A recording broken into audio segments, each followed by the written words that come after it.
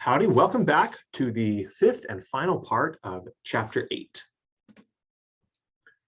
So when we talk about the different challenges of international business, there are a number of different risks. There are political risks, such as instability with national governments, war, both civil and international, potential nationalization of a firm's resources. We have economic risks, such as differences and fluctuations in the value of currencies, differences in wage rates, difficulty enforcing property rights, there's unemployment, and poor implementation of World Trade Organization agreements. International diversification should be related positively to a firm's performance as measured by the returns it earns on its investments. Firms that are broadly diversified into multiple international markets usually achieve the most positive stock returns. Because some of these risks related to economic and political differences can be at least somewhat mitigated, and learning can help to overcome the challenges associated with some of those risks.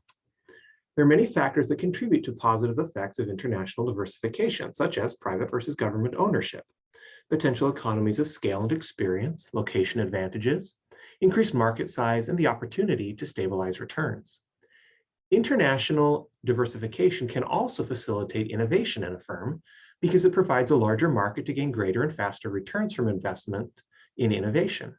It exposes the firm to new products and processes, which enables the firm to integrate knowledge into its operations, allowing further innovation to be developed.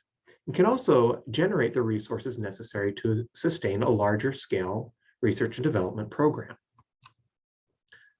So a firm using international strategies to pursue strategic competitiveness often experiences complex challenges that must be overcome. A firm that pursues an international strategy may become more difficult to manage also due to growth in the firm's size, greater operational complexity, and different cultures and institutional practices, such as those associated with governmental agencies that are part of the countries in which the firm competes. There are also limits to international expansion that can constrain the ability to manage international expansion effectively. These are international diversification that can, international diversification can increase coordination and distribution costs. Management problems may also be exacerbated by trade barriers, logistical costs, cultural diversity, access to raw materials, differences in employee skill levels, and differences in host countries' government policies and practices.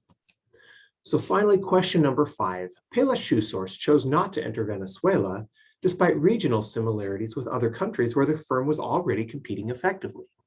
So what risks or challenges might have led to this decision?